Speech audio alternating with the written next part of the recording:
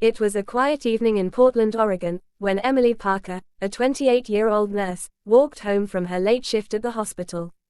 The rain had just stopped, leaving the streets glistening beneath the amber glow of the streetlights.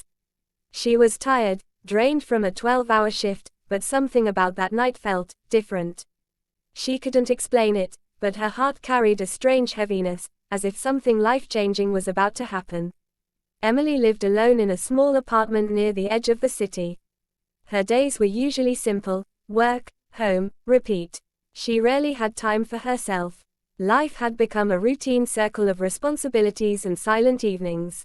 But that night, when she stepped out of the bus and started walking toward her building, she noticed something unusual across the street: an old man sitting under a broken streetlight, soaked and shivering. At first, she thought he was just another homeless man, but something stopped her. His frail hands trembled as he clutched a small box close to his chest. She could have walked away. It was late, cold, and unsafe, yet her heart wouldn't let her ignore him. Emily crossed the road and knelt beside him. "Sir, are you okay?" she asked softly. The old man slowly lifted his head. His pale blue eyes glistened with tears. "I'm just waiting for someone," he whispered. "Who?" she asked, her voice gentle. "My daughter," he said. "She hasn't come back for years. But she promised she would." The words pierced Emily's heart. She could feel the sorrow in his voice, a mixture of hope and heartbreak that only time could create.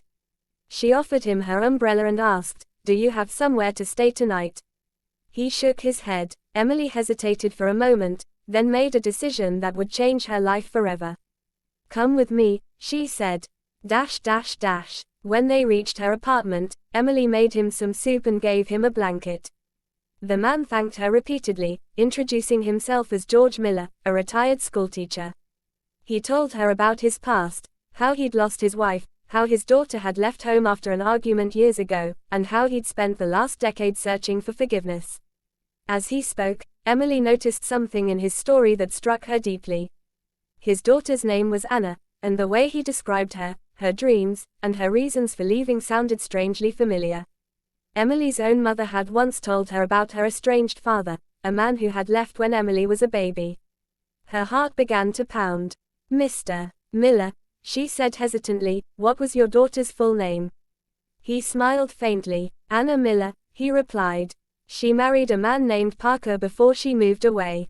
Emily froze. The room seemed to spin. "My mother's name is Anna Parker." George's eyes widened. His lips trembled. "That means..." "Yes," Emily whispered, tears filling her eyes. "You're my grandfather." That night, everything changed. Emily had grown up believing her grandfather had abandoned their family, but here he was, an old, broken man searching for forgiveness. She called her mother immediately, and though the conversation was emotional, it became the beginning of something new. Over the following months, Emily visited George every evening after work. They shared meals, stories, and long talks about life, regrets, and hope. Slowly, her mother found the courage to reconnect too. When George fell ill later that winter, Emily stayed by his side through every difficult moment. On one of those quiet hospital nights, he held her hand and said, "Emily, what you did that night, stopping for me, it healed more than one life. It healed a family." Tears rolled down her cheeks as she smiled. "You changed me too, Grandpa." After his passing, Emily decided to dedicate her life to helping the homeless and the elderly. She started a community program called the Warm Night Project, offering food and shelter to those who had no one. Every year, she organized a winter event in her grandfather's memory, where people shared stories of kindness and forgiveness. Years later, Emily stood before a large crowd at a charity event. Cameras flashed, and her speech was being streamed live across the city. She held up the same small box her grandfather had been clutching that night. Inside was a faded photo of him and her mother. "I saw something that night," she said with a trembling voice, "something that changed me forever. I saw how one act of kindness can reconnect generations, heal hearts, and remind us that forgiveness is never too late." The audience applauded. Many wiped their tears, and for the first time in years, Emily felt complete peace within her soul.